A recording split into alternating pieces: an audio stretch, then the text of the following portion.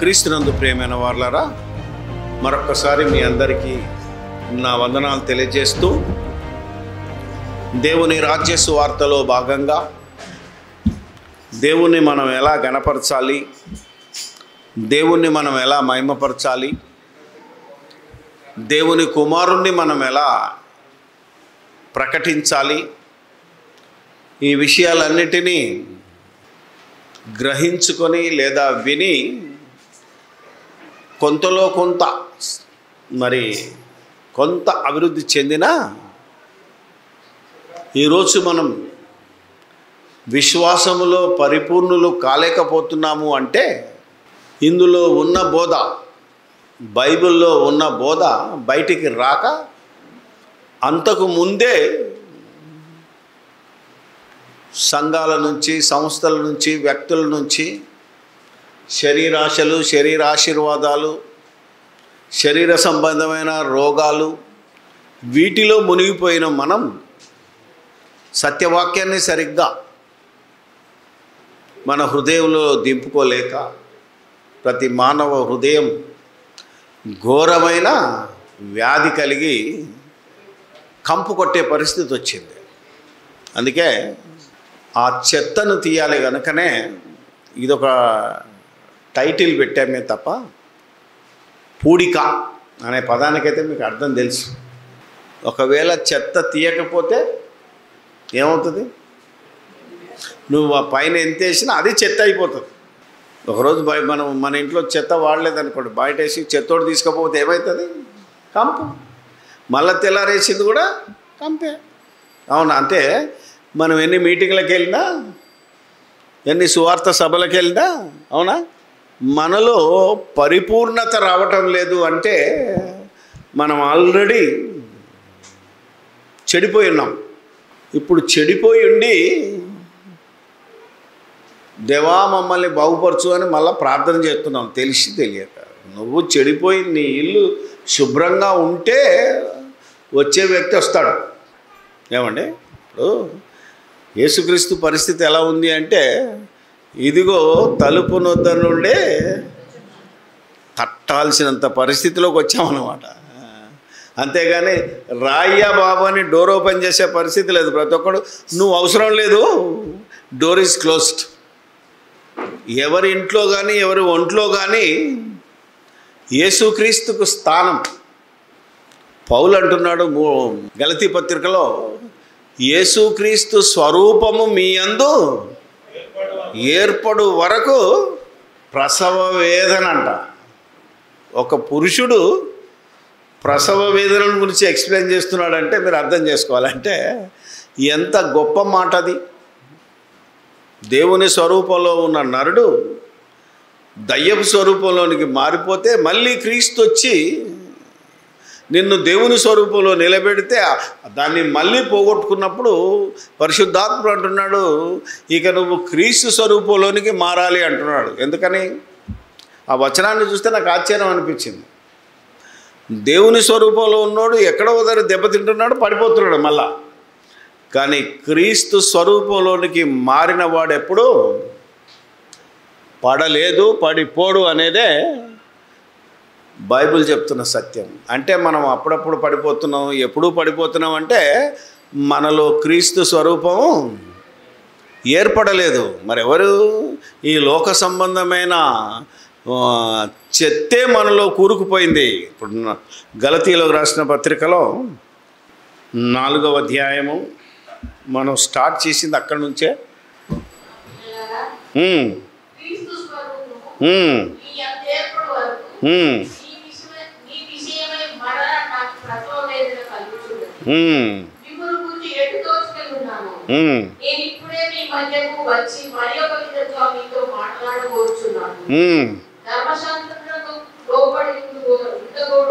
ఇరవై 21వ వచనానికి వచ్చేసరికి ఒక మంచి టాపిక్ తీసుకొచ్చాడు ఆయన.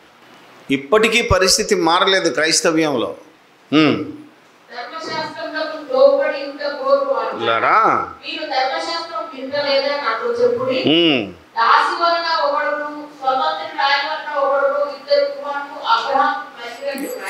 చరిత్ర చెప్పాడు.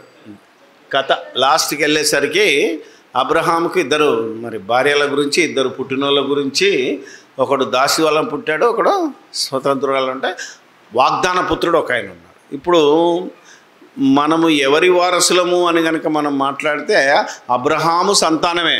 విశ్వాసమును బట్టి క్రైస్తవులు ఎవరంటే అబ్రహాం సంతానం. ఇది మన ఈయనెవరు? ఇస్రాయేల్ సంతానం కాదు. మనం జ్ఞాపకం పెట్టుకోండి. ఇస్రాయేల్ ఎవరు? అబ్రహాం సంతానమైన వాళ్ళు ఎంతమంది? ఇస్సాకు, యాకోబు. యాకోబే ఇస్రాయేలుడు గనక ఇస్రాయేలుకు 12 మంది. ఇప్పుడు ఇస్రాయేలీలు ధర్మశాస్త్రానికి లోబడాలి. మనం ఎవరు చెప్తున్నాడు? మనము అబ్రహాం సంతానం. ఎందుకంటే అబ్రహాం సంతానం ఎవరంటే యేసుక్రీస్తు. మనం యేసుక్రీస్తు వలన అబ్రహాం సంతానం అయ్యామే తప్ప, అంటే నీతిమంతునికి వారసులం మనం, ధర్మశాస్త్రానికి కాదు. ధర్మశాస్త్రం మన మీద అధికారము చెలాయించదు. ఎందుకంటే ధర్మశాస్త్రాన్ని చెరపట్టి తీసుకొని పోయి మనకేమి ఇచ్చాడు? ఈవులను ఇచ్చాడు, బహుమానాలు ఇచ్చాడు. యేసుక్రీస్తు చేసిన పని అది. ఇంకా నువ్వు ఈ బహుమానాలకు వెళ్ళకుండా ఎక్కడికి వెళ్ళిపోయావంటే వాగ్దానాలలోనే ఉన్నది నీ పరిస్థితి. ఏమండి? టింగ్ టింగ్ టింగ్, నిన్ను అనేక జనములకు తండ్రిగా చేసుదును, ఇది నేటి వాగ్దానం అంటాడు. ఏమండి? అంతేనా కదా? రోజు చూస్తావే అవన్నీ మన బుర్రలో పడిపోయినాక ఈ బోధ ఎవరికి నచ్చుతుంది? ప్రతి సెల్ ఫోన్లో, ప్రతి గ్రూపులో ఉన్నదంతా వచ్చే వాగ్దానాలు ఏంటమ్మా? అన్నీ పాత నిబంధనలో ఇశ్రాయేలుకి ఇచ్చిన ధర్మశాస్త్రాలే తప్ప, వాగ్దానాలే తప్ప, యేసుక్రీస్తు ద్వారా ఇచ్చిన వాగ్దానము ఎక్కడైనా కనబడుతుందా నీకు? ఏమండి? ఎక్కడైనా నశించిన దానిని వెదికి రక్షించుటకు మనుష్య కుమారుడి లోకమునకు వచ్చెను.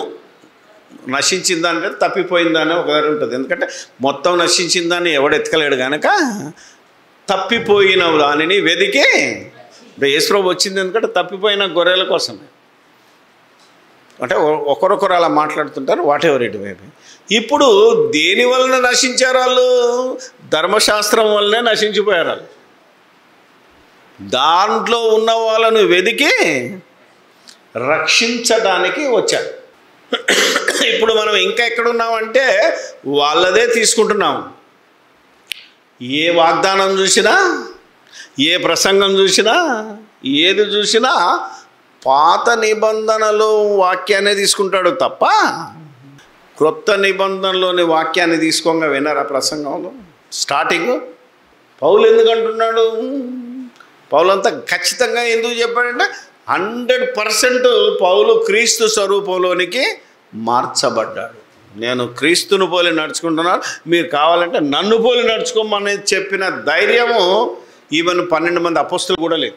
తెలుసా మీకు? ఎందుకంటే వాళ్ళు అప్పటికి ఇంకా ఆ మత్తులో కూడా ఉన్నారు. ఇప్పుడు మనం ఎక్కడి నుంచి వచ్చాము? ఆ మనువాదం నుంచి వచ్చాము. ఆ మనువాదమే మన నరనరన పాకిపోయింది. ఇప్పుడు మన నరాన ఉన్నదాన్ని మన పిల్లలకి ఎక్కిస్తున్నాం. అవునా కదా? దీన్ని మనం కట్ చేయాల్సిన అవసరం ఉందా లేదా? అందుకే మన చెత్త ఏంటిదంటే, ఇది మంచి దినమా, ఇది అష్టమా, నవమా, మంగళవారమా, ఈ డేటు చూడకుండా, ఈ ముహూర్తాలు చూడకుండా ఎంతమంది క్రైస్తవులు తమ పిల్లలకు పెళ్లి చేస్తున్నారు. ఏది చూడకపోయినా స్టైల్గా ఏం చూస్తారంటే, ప్రతి ఇంట్లో ఒక క్యాలెండర్ ఉంటుంది. ఈ క్యాలెండర్లతో పాటు ఒకటి ఉంటుంది మళ్ళా, అది వెంకట్రామ అండుకో. ఎందుకంటే అందులో ఖచ్చితంగా శుభగడియలు, వర్జ్యాలు, అవునా కదా, అమావాస్య, తిథి, నక్షత్రం, అమ్మ ఎన్ని ఉంటాయి. ఆలోచన చేయగలిగితే ఈ చెత్త మనలో పూరుకుపోయింది. పోనీ పాస్టర్ అయిన వాడు ఏం చేయాలి ఇప్పుడు? తప్పమ్మా, నువ్వు పెట్టినది ముహూర్తం, నువ్వు అనుకుంటున్నది తప్పు, ఏ దినమైనా మంచిదే, నేను పెట్టిన డేటే తీసుకో అన్నాడు అనుకో, నువ్వు వద్దుపో పాస్టర్ అనే స్థితికి ఉన్నాడు ఆడు. ఏం చేయాలి మరి? ఏదో అడ్జస్ట్ అయిపోతానంటే ఎలా కుదురుతుంది? ఖచ్చితంగా ఈ చెత్త తీసేయాలంటే అన్ని దినాలు మంచియే. అవునా? నువ్వు దేవునికి వ్యతిరేకంగా పనిచేస్తున్నారు ఈరోజు. దేవుడు ఏమన్నాడంటే అన్ని దినాలు అన్నిటినీ తినొచ్చు, ప్రార్థన చేసుకుని తింటే అన్నీ పరిశుద్ధపరచబడతాయి అన్నాడు కొత్త నిబంధనలు. పాత నిబంధనలు చెప్పాడు రైటే, ఇది తినొద్దు అది తినొద్దు, అవునా కదా. ఈరోజు ప్రార్థన కూడుకోవాలి, సబ్బాతు దినం నాడు రావాలి, లేదా దశమి నాడు కూడుకోవాలి, అమావాస్య నాడు కూడుకోవాలి, నేను చెప్పిన నెలలో ఏ నెలలో ఏ దినమున నువ్వు ఉపవాసం ఉండాలి, నువ్వు అది ఉండాలి, అన్నీ చెప్పాడు దేవుడు. వాటిలో ఏదో మహత్యం ఉందని కాదు, నేను చెప్పిన మాట వింటాడా లేదా అంతే. జస్ట్ మీకు ధర్మశాస్త్రంలో ఉన్న ఆజ్ఞ ఏంటంటే ఆయన ఇచ్చిన అమావాస్య ఏదో మంచిదని కాదు, లేదా పౌర్ణమేమో చెడుదని కాదు. మన దేశంలోనే చూశారు కదా మీరు, మొన్న ఒక జోక్ వచ్చింది, వాట్సాప్ మొత్తం చక్కెర కొట్టింది. ఏంటిదో తెలుసా? ఒరే నాయన ఆషాఢం లేదు బోషాఢం లేదని ఒకటి పోస్ట్ పెట్టి, ఎందుకంటే వాళ్ళకే, మనకు కూడా కాదు, మనకు కూడా ఆషాఢము అత్తగారిల్లు ఇవన్నీ ఉంటాయి. అత్త ముఖం చూడకూడదు, దరిద్రపు ఉన్నాయి. కానీ ఆలోచన చేయగలిగితే డబ్బులుంటే ఏది ఉండదు. ఎందుకంటే అంబానీ అనేవాడి కొడుకు పెళ్ళి ఎక్కడైందిరా బాబు అంటే ఆషాఢంలో అయింది. అవునా కదా? మీరు ఆలోచన చేయగలిగితే మరి వాడికి ముహూర్తం పెట్టినాడు ఎవడు? డబ్బు ఎవడు ఇస్తాడు అంటే. ఇప్పుడు పాస్టర్ కూడా ఏమైపోయాడంటే కానికి ఎక్కడ మిస్ అయిద్దో, డబ్బు ఎక్కడ మిస్ అయిద్దో అని నువ్వు కూడా ముహూర్తానికి ఒప్పుకుంటేలా? అవునా కదా? మనం నిర్భయంగా మాట్లాడుతున్నాను నేను. నీకు అవసరం ఉంది. మళ్ళీ మన దగ్గర ప్రసంగాలు ఎలా ఉంటాయి? ముహూర్తం చూస్తాడు ఫస్టే, ఏమ్మా అన్నీ చూసుకొని అప్పుడు పెళ్లి డేట్ పెట్టి, పెళ్లి కార్డు మీద ఏం రాస్తాడు? ఇది యెహోవా ఏర్పాటు చేసిన. ఎవడు చెప్పాడు వీడికి? అన్నీ నువ్వు ఏర్పాటు చేసుకొని డేట్ నువ్వు పెట్టుకొని పాస్టర్ చెప్పినా వినకుండా ఇది యెహోవా ఏర్పాటు చేసినదంటే తంతడా. అది బైబిల్లో ఉన్న వచనం వేరు, బైబిల్లో ఉన్నది రైట్. యెహోవా ఏర్పాటు చేసిన దినం ఒకటి ఉంది, అది యేసుక్రీస్తు మరణ దినం, అది భూమి మీదకి వచ్చిండు, దాని చనిపోయిన దినం అని బైబిల్లో ఉంది. దాన్ని వక్రీకరించి ఇదే ఏర్పాటు చేసిన దినం అంటే వీడి మైండ్లో కూర్చుంటుంది, ఓహో నేను చేసేదంతా రైట్ అన్నమాట. అంతే కదా? ముహూర్తం చేసుకున్న ఇవన్నీ పెట్టుకున్న దానికి దేవుడే నిర్ణయించాడని ఆడి మైండ్లో కూర్చొని చెత్త. ఇది నువ్వు నేను వచ్చి చెప్తే ఎక్కడ పోతుంది? ఇది ఎక్కడ పోతుంది? మనం ప్రసంగం చేసినాం అనుకో, పెళ్ళిలో రాస్తాడు ప్రసంగం చేయాలి, మూలవాక్యం ఏంటిది? ఇది యెహోవా ఏర్పాటు ఇది నీ పెళ్ళి ఈరోజు దేవుడు ఏర్పాటు చేసిన దినం అన్నాం అనుకో, వీళ్ళు బాగానే ఉంటారు, ఆయనది అంతాడు పైనుంచి. అర్థమైందండి? నేను చెప్పింది ఏంది, నువ్వు చేసింది ఏంది. సో ఇలా ప్రతి పని విషయంలో ఒక మూఢనమ్మకాలైనా ఏదైనా ఇప్పటికీ అంటే మా నాన్న తరంలో వరకు ఉన్నది, అది ఇప్పటికి కూడా కొందరికి ఉన్నది, అపశకనాలు అవి ఇవన్నీ ఉన్నాయి. కానీ ఇక నువ్వు క్రైస్తవుడైనాక పిల్లడ్డం వచ్చింది, సావడ్డం వచ్చింది, అవునా కదా? ఇవన్నీ మన మైండ్లో కూర్చొని పోయినా నువ్వు క్రైస్తవుడు కాదు. ఇక ఎప్పుడు క్రైస్తవుడు అవుతావు? యేసుక్రీస్తు ఇచ్చిన స్వతంత్రాన్ని అనుభవించిన రోజు. అందుకే ఇలా ఆయన చెప్పిన మాటల్లో బోధలో చివరి వచనమే అక్కడి నుంచి 19 నుంచి మీకు చదివించాను. ఒక్కసారి 8 చదవండి. గలతీ పత్రిక 4వ అధ్యాయం. ఏ కాలము? అందుకంటే క్రీస్తు పూర్వం. ఇప్పుడు మనకు క్రీస్తు పూర్వం ఏది? నేను అప్పుడప్పుడు చెప్తుంటే నవ్వుతుంటారు, తమ్మి అది క్రీస్తు పూర్వం రా అన్నాను. అదేంటన్నా, నువ్వు క్రీస్తు పూర్వం కూడా ఉన్నావా? ఉన్నా, ఎందుకు లేను. ఎప్పుడు క్రీస్తు పూర్వం అంటే బ్యాప్టిజం తీసుకొని యేసుక్రీస్తును నమ్మక ముందు క్రీస్తు పూర్వమే. ఏమంటే మనం ఏది తీసుకున్నా క్రీస్తుకు పూర్వము, క్రీస్తు ఉన్నప్పుడు, క్రీస్తు లేనప్పుడు. మనం ఎప్పుడున్నాము? క్రీస్తు మనలో లేనప్పుడు. వాళ్ళేమో క్రీస్తు భూమి మీదకి రానప్పుడు వాళ్ళది. ఇప్పుడు క్రీస్తు మనలో లేనప్పుడు, మన దగ్గర లేనప్పుడు. ఆ కాలమందైతే మీరు దేవుణ్ణి ఎరుగని వారై నిజానికి దేవుళ్ళు కాని వారికి దాసులై ఉంటరి. ఇప్పుడు మీరు దేవుణ్ణి ఎరిగిన వారు.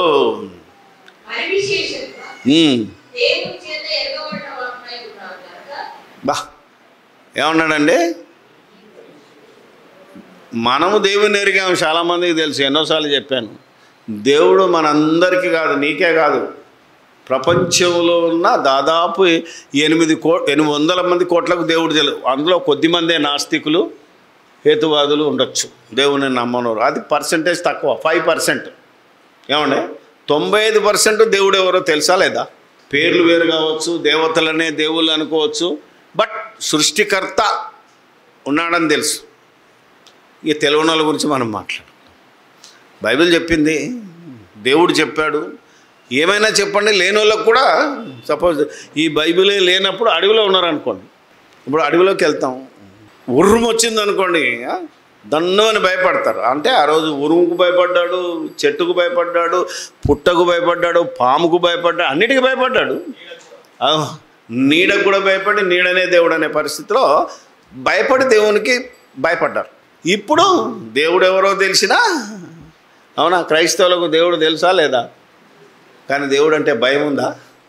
తెలుసు అంటున్నావు తప్ప భయపడ్డోళ్ళు ఎవరున్నారు? ఈ మధ్య చాలామంది పాస్టర్లకు చెప్తుంటాను, నేను ఇప్పటికి మీకు కూడా చెప్తున్నాను. కీర్తన 14వ అధ్యాయం ఎవరి గురించి రాయబడింది తెలుసా మీకు? దేవుడు లేడని బుద్ధిహీనులు. ఎవరు రాశారా కీర్తన? దావీదు. దావీదు ఎవరు? యోధుడు.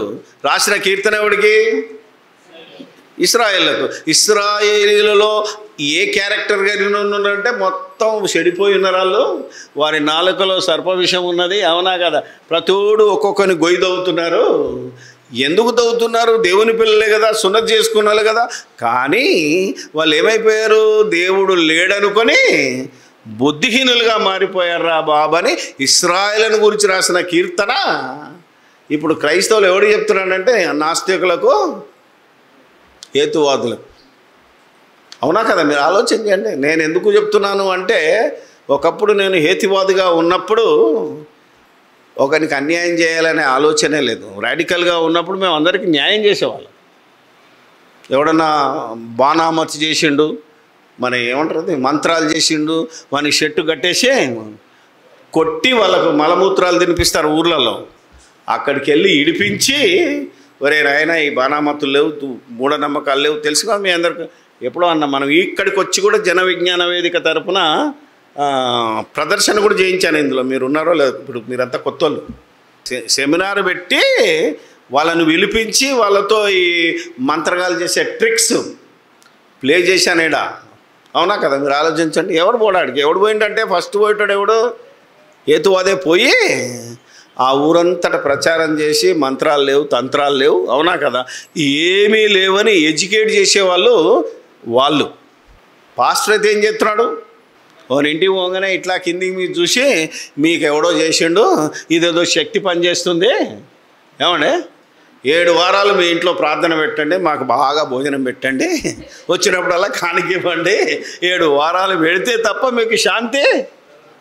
ఇప్పుడు ఎవడు దేవుడు లేడన్నాడు, ఎవడు దేవుడు ఉన్నాడు అన్నాడు చెప్పండి? ఎవడు దుర్మార్గ పనులు చేస్తున్నాడు దేవుడి పేరు మీద, ఎవడు దేవుడు లేడని కూడా మంచి కార్యక్రమాలు చేస్తున్నాడు? మీరు ఆలోచించండి. వాస్తవం మాట్లాడాలి మనం. ఏదో వాళ్ళు దుర్మార్గులు, మనం మంచోళ్ళం అనుకుని చెడిపోతున్నాం, ఇంకా చెడిపోతున్నాం. నువ్వు మంచోడివి కాదు, నువ్వు మంచోడు అని ఏం చేయాలా? వేరేవాడు చెప్పాలి తప్ప నేను మంచోని అని చెప్తే బాగుంటుందా? ఈరోజు సంఘం అంతా ఏం చెప్తుందంటే నేను మంచోడిని. ప్రతి ఒక్కడు ఏమంటాడు? నేను మంచోడిని. నువ్వు మంచోని అని చెప్తుంది నీ సొంత డబ్బా. నువ్వు మంచోడువో కాదో అవతలోడు చెప్పాలి. ఏమండి, ప్రారంభంలో యేసుక్రీస్తు బోధలో ఆ చెత్తంతా ఉండే, ఆ చెత్తను మొత్తం తీసుకొని ఒక 3000 మంది ఫస్ట్ బయటకు వచ్చారు. అవునా కదా? ఎంతమంది వచ్చారు? 3000 మంది వచ్చారు. వాళ్ళలో ఈ చెత్త లేదు. ఇప్పుడున్న చెత్త ఆ 3000 మందిలో లేదు. అక్కడి నుంచి ఎక్కడ ప్రారంభమైందంటే అననీయ సప్పీర దగ్గర నుంచి చెత్త ప్రారంభమై ఇప్పటికి గుట్టలుగా వేరిపోయింది. తీసినా కొద్దీ ఇంకా కంపే వస్తుంది తప్ప మొదటిది వస్తలేని పరిస్థితిలో ఉన్నాం కనుకనే ఇన్ని సెమినార్లు పెట్టుకొని ఇంత కష్టపడుతుంది. అంతేనే కదా? ఒకసారి ఆలోచించండి. అప్పుడు ఎలా ఉండే? తమ స్థిరాస్తులను అమ్మి, చూసారా? అది సంఘం, అది పరిపూర్ణమైన సంఘం. దేవుణ్ణి ఎరిగిన వారు, దేవుని చేత ఎరగబడిన వారు వాళ్ళు. మనం దేవుడు మాకు తెలుసు అంటున్నామే తప్ప తమ పనుల వల్ల. చూద్దాం, తీతు 2లో ఉంటుంది, 1:16.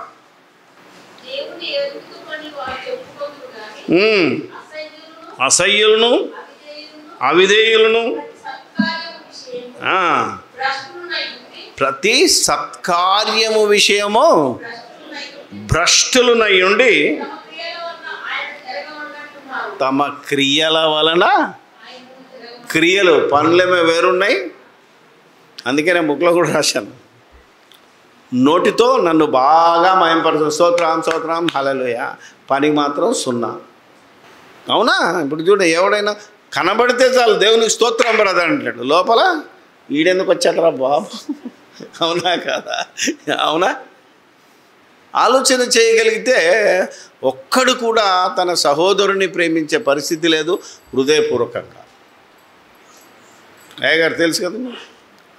అందుకే ఏమంటున్నాడు, ప్రతి సత్కార్యము విషయమై భ్రష్టులు అంటే కీర్తన 14వ అధ్యాయం కానీ 53వ అధ్యాయం కానీ భ్రష్టులైనటువంటి ఇశ్రాయేళ్ల గురించి రాశాడే తప్ప ఆ రోజు దేవుడు లేని ప్రజల గురించి కాదు. దేవుడే ఆ రోజు ప్రజలకు నేను దేవుడిని ఇశ్రాయేలుకు మాత్రమే అని చెప్పాడు కానీ బయట వాళ్ళకి చెప్పలే. ఇప్పుడు మనకు అది అర్థం కావాలి. యేసుక్రీస్తు వచ్చిన తర్వాత చేసిన మార్పులు అర్థం కావాలి. అప్పటి వరకు ఉన్నవే ఇప్పటికి కూడా వస్తున్నాయి. అదే 8వ వచనంలో నుంచి చెప్తున్నాడు చూడండి. ఆ కాలమందైతే మీరు దశల ఇంటరి కానీ ఇప్పుడంటే గలతీ పత్రిక రాసినప్పుడే సంఘానికి రాస్తున్నాడు. ఈ రోజు కాదు, అది 2000 సంవత్సరాల క్రితమే సంఘముగా ఏర్పడ్డ ప్రజలు.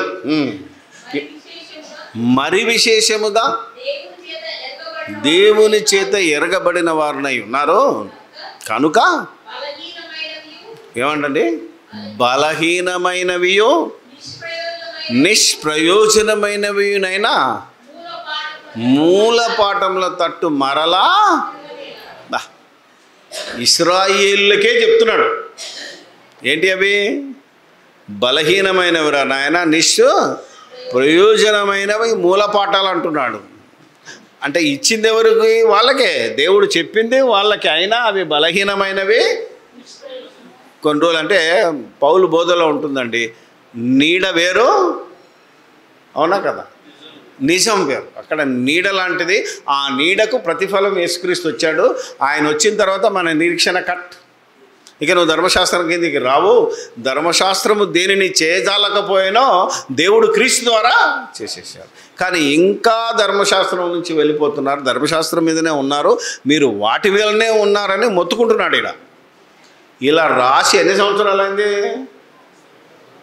ఈ గలతీ పత్రిక రాసి 2000 సంవత్సరాలు అయింది.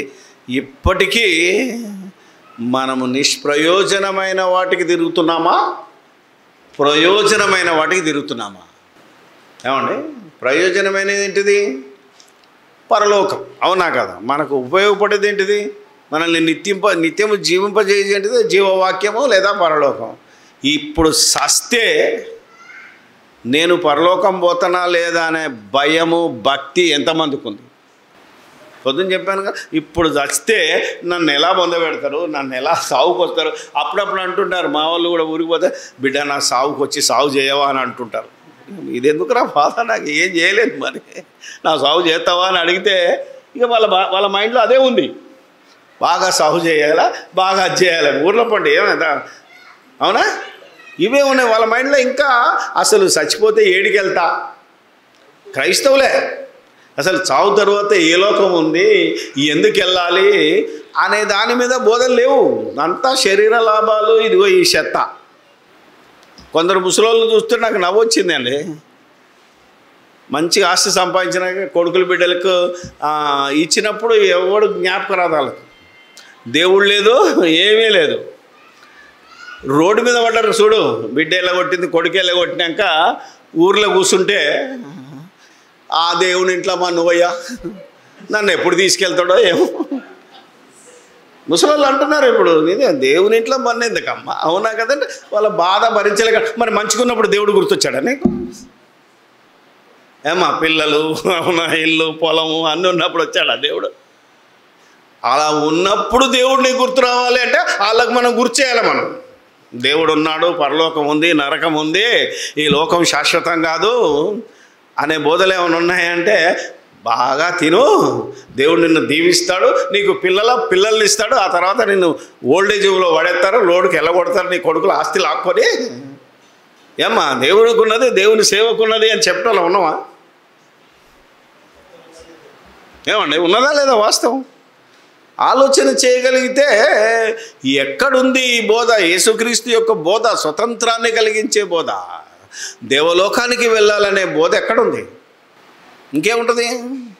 మా ఆయన చచ్చిపోయాడండి, ఓకే, నో ప్రాబ్లం. పరలోకంలో యేసుప్రభు దగ్గర ఉన్నాడండి, ఎవడు చెప్పండి? ఇదొక బోధ. ఎక్కడికి పోతాడా చచ్చిపోతే? యేసుప్రభు దగ్గర పోతావా? ఎవడు చెప్పండి నీకు? యేసుప్రభు పరలోకంలో ఉండి ఇంతవరకు పరలోకాన్ని ఎక్కిపోయినాడు ఎవడన్నా ఉన్నాడా? అలా చెప్పినావు అనుకో, మళ్ళీ ఆ జ్ఞాపకార్థం కూడా రానియరు నన్ను. అమ్మా ఎంతవరకు ఎవడు పరలోకం పోలేదమ్మా, అవునా కదా?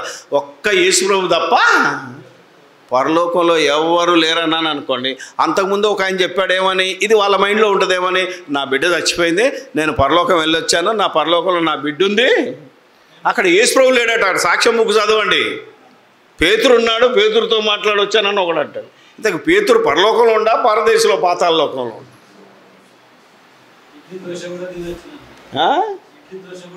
ఎడ్డి దోష అంటే ఇంకోటి. ఒకడేమో పరలోకాన్ని పోతే ఈడ ప్రాబ్లం లేదు, అడిగి పోయినాక నీకు 70 మంది ఆడవాళ్ళు ఉంటారు, ఎంజాయ్ చేయండి అని ఒకటి చెప్తున్నాడు బోధకుడు. మళ్ళీ ఆడు ప్రవక్త, అవునా కదా, అపోస్తలుడు. ఈ చెత్తంతా మనిషి ఆలోచనను బట్టి, మనిషి ఏమంటారు అది, ఊహను బట్టి చెప్పిన చెత్తంతా ముందు నిండిపోయింది. ఇప్పుడు సత్యం చెబుదామంటే అది మైండ్కి ఎక్కలేని దశలో. ఈ చెత్తను ముందు మనం తీసేయాలి అంటే ప్రతి వ్యక్తి ఇప్పుడు విన్న మనం నడుము కట్టి సత్యము అంటే ప్రతి సత్కార్యం విషయమై భ్రష్టులు కాకుండా నిష్ఠురులై సత్కార్యము చేద్దాం. వాక్యం, సత్కార్యం అంటే వాక్య విషయమైన కార్యం. నీ సహోదరుడు ఆకలిగాను ఉంటే అన్నం పెట్టమన్నాడు. నేను జైల్లో ఉంటే నేను చూడొచ్చు, నువ్వెప్పుడు జైల్లో ఉన్నావు, నేను ఎప్పుడు వచ్చాను, అవునా కదా? యేసుప్రభు అంటాడు, నేను ఖైదీనా ఉండినంటే ఆయన ఎప్పుడన్నా జైలుకి వెళ్ళాక చూసారా మనం? మరి ఎక్కడ ఉన్నామంటే ఒక ఖైదీలో ఉన్నవాడిని వెళ్ళి పరామర్శించి వాడి కోసం ప్రార్థన చేసి రా. ఇన్ని కష్టాలు వచ్చినా ఏం కాదమ్మా, ఏం లేకపోయినా సస్తే నువ్వు పరలోకం వెళ్తావు అనే బోధ ఉందా లేదా? అది మోస్ట్ ఇంపార్టెంట్. ఆ బోధ నువ్వు చేయగలిగితే,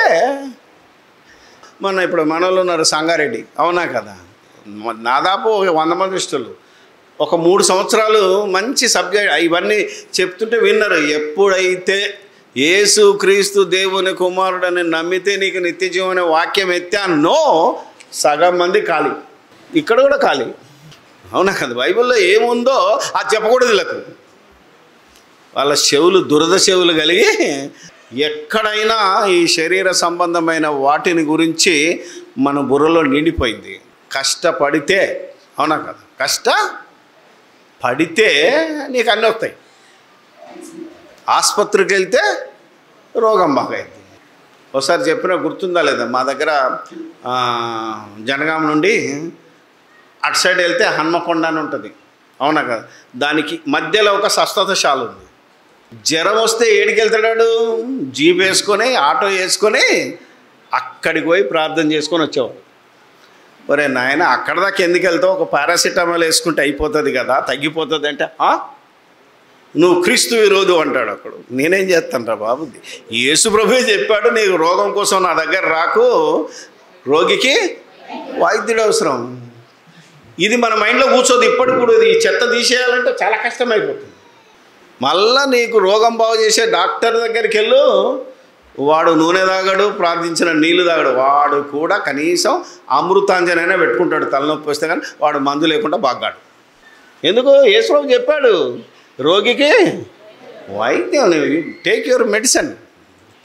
ఇలా యేసుప్రభు దగ్గర ఫ్రీగా ఫుడ్ దొరుకుతుంది, ఫ్రీగా రోగం బాగా అవుతుంది అనే చెత్త పేరుకుపోయింది తప్ప ఈ స్వస్థత భక్తులకి ఈ మధ్యలో అదే కొట్లాటలు జరుగుతున్నాయి. అయినా పర్వాలేదు, మీరు మైండ్లో నుంచి అది తీసేయండి. అసలు అది బేసైపోయింది. ఇప్పుడు పాపులను రక్షించుటకు క్రీస్తు యేసు లోకమునకు వచ్చెనను వాక్యము, రోగులను స్వస్థపరచుటకు, చచ్చినోళ్ళను లేపుటకు యేసు ప్రభు ఈ లోకానికి వచ్చెను ఉందా ఎక్కడనా? ఇప్పుడు అదే మన మైండ్లో కూర్చున్నది తప్ప ఇది కూర్చోదు. ఇప్పుడు ఈ వాక్యాన్ని ఏం చెప్పాను కూర్చోదు. జానా స్వస్థత నామడు లేదా పరిశుద్ధాత్మనంటే ఇగో పరిశుద్ధాత్మ చేత రాయబడిన బైబిల్ నమ్మాలి. ఇందులో ఉన్న వాక్యాన్ని నమ్మితే పరిశుద్ధాత్మను నమ్మినట్టు. ఏమండి, ఇది పరిశుద్ధాత్మ ప్రేరణతో రాయబడింది. దీన్ని కాదని దీంట్లో లేనిది ఎవడు చెప్పినా వాడు పరిశుద్ధాత్మను దూషించినోడు. ఇందులో కలిపినా చెరిపినా, అవునా కదా? ఆలోచన చెయ్యాలి. అందుకనే ఎన్నో విషయంలో చెత్త కూరుకుపోయింది. ఇప్పుడు గల్తీ పత్రికలు అంటున్నాడు, మీరు దినములను, మాసములను, ఉత్సవ కాలములను ఏమంట సంవత్సరాలు పొద్దునే చెప్పిన కొన్ని. ఇప్పుడేమో అవి మన పర్సనల్లీ పొద్దునే చెప్పినాయి. ఇక్కడ ఎవరి చూడాలి మీరు? దినములు, మాసములు, ఉత్సవ కాలములు, తర్వాత సంవత్సరములు. ఉత్సవకాలం ఎప్పుడు? ఎవరో పుడితే పండగ, హల్లెలూయా స్తోత్రం. మరి ఎవరైనా చేస్తే హల్లెలూయా స్తోత్రమా? అబ్బే, ఆ మాటే ఎత్తాం మనం. కానీ దేవుడు పుట్టించినోడు దేవుడే, గిట్టించేటోడు నువ్వు బతికినా సచ్చినా దేవునికి స్తోత్రం, హల్లెలూయా. ఎంతవరకు మనం ఎదిగాం, ఎంతవరకు క్రీస్తులో నిలబడ్డాం, సత్కార్యం వాక్య విషయంలో ఎంతవరకు మనం నిలబడాలి అనేది ఆలోచించాలి. ఆలోచిస్తే కానీ అర్థం కాదు, అవునా కదా? కూరగాయలు పెడితే అందరూ ఏమన్నారంటే సూపర్ కూరగాయలు అంట, కూర సూపర్. కానీ కూరగాయలు ఇచ్చినోడు జ్ఞాపకం రాడు. కూరగాయలు ఇచ్చినోడు దేవుడు కదా.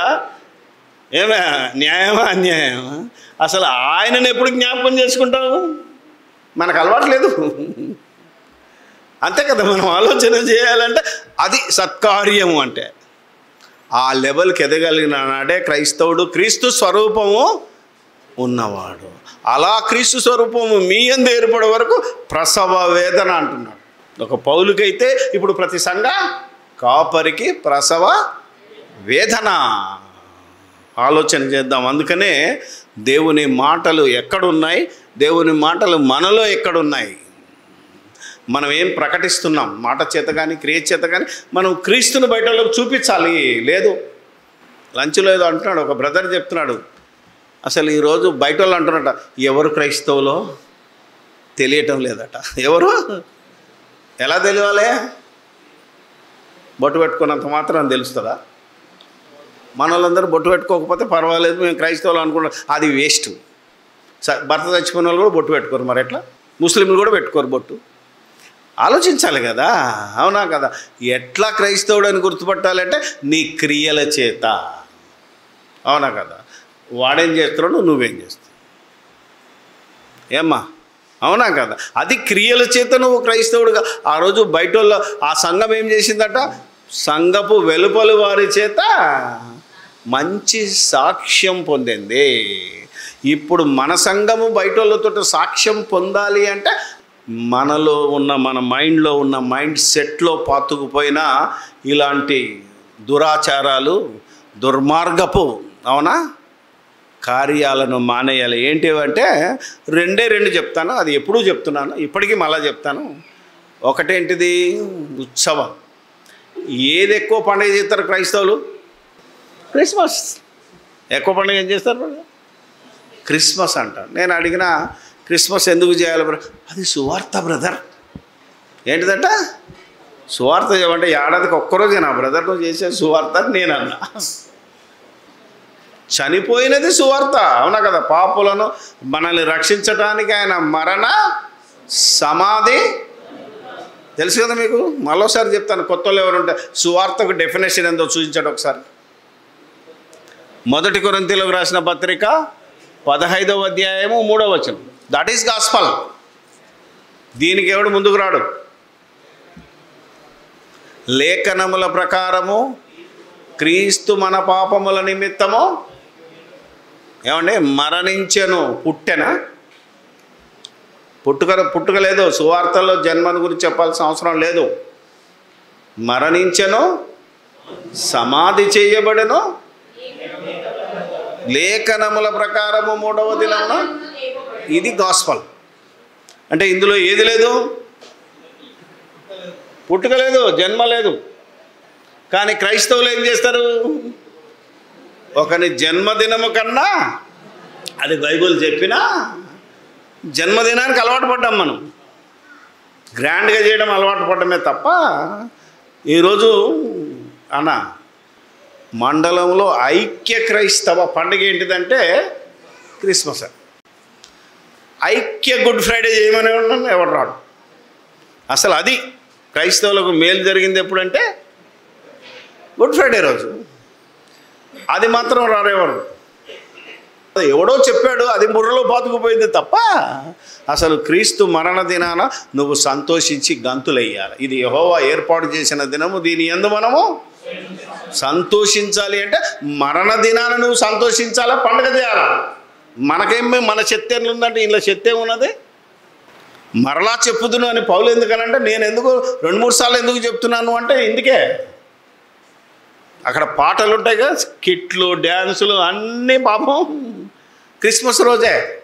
నాకు ఒక పాట మీద తిక్కరేగింది తెలుసా మీకు. ఆ రోజు చెప్పేశాను నేను, తెలుగులకు సాపపరచాను. నేనన్నా యేసు పుట్టినప్పుడు యెరూషలేములో ఎవడికి తెలియదు, చాపుకు వచ్చాడు పశువుల పాకలో పబలించినప్పుడు ఎవడికి తెలియదు. దేవుడు వెళ్ళి దూత ద్వారా గొల్లోళ్ళకి చెప్తే గొల్లోళ్ళు వచ్చారు. 2 సంవత్సరాలకు ముందు జ్ఞానులు వచ్చి వాళ్ళు వెళ్ళి ఏ రోజు గారిని అడిగినప్పుడు అప్పుడు అలర్జడి జరిగింది, సందడి జరగలేదు. అప్పటికి ఎప్పటికీ అలజడే. 2 సంవత్సరాలు ఉన్న పిల్లలందరితో నరమేధం జరిగింది. అంటే యేసు ప్రభు పుట్టినరోజు పండగ కాదు, రోదన.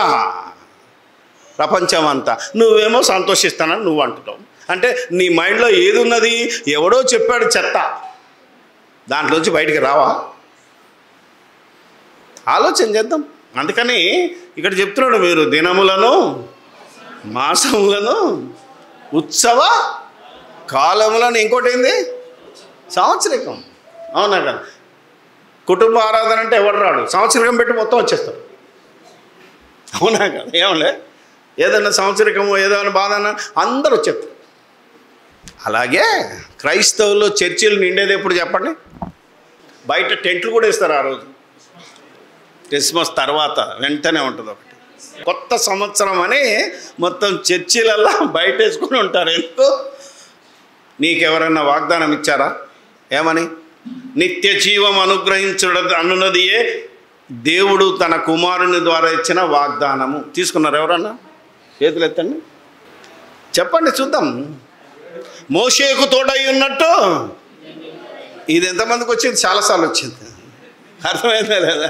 మోషేకు తోడై ఉన్నట్టు నీకు కాదురా బాబు, అది యెహోషువ వాగ్దానం. నువ్వు తీసుకోవడానికి రాత్రంతా మేలుకుతోటి ఉంటావా? ఎవరు చెప్పండి? అవునా కదా? అపవాదుని ఎదురించుడి, వాడు మీ యొద్ద నుంచి, ఇది నేను ఇచ్చే వాగ్దానం బైబిల్లోంచి. ఎంతమంది తీసుకుంటారు? అబ్బే ఇది మాత్రం మాకు వద్దు. ఇంతగా చెడిపోయింది సంఘం. ఈ సంఘాన్ని మనం ఏం చేయాలి? ఇప్పుడు ఈ పూడిక తీయాలి, మనలో తీసుకోవాలి. తర్వాత పక్కుల్లో తీసుకోరా బాబు, మనం తీద్దామంటే మళ్ళీ రానియడాడు. చెప్పడం మనకే బాధ్యత. ఆలోచిద్దాం, ప్రార్థన చేసుకుందాం. బాబు రెడీయా? టీ మీరందరూ ఓకే. ప్రార్థన చేసుకున్నాక, పరిశుద్ధుడవైన మా తండ్రి, పరలోకమందున్న మా దేవుడా, ఈ లోకమును మమ్మల్ని పంపి తిరిగి మమ్మల్ని రమ్మని మా కోసం ఎదురు చూస్తున్న మా కన్న తండ్రి, మీకు స్తోత్రాలు చెల్లిస్తున్నాం. మమ్మల్ని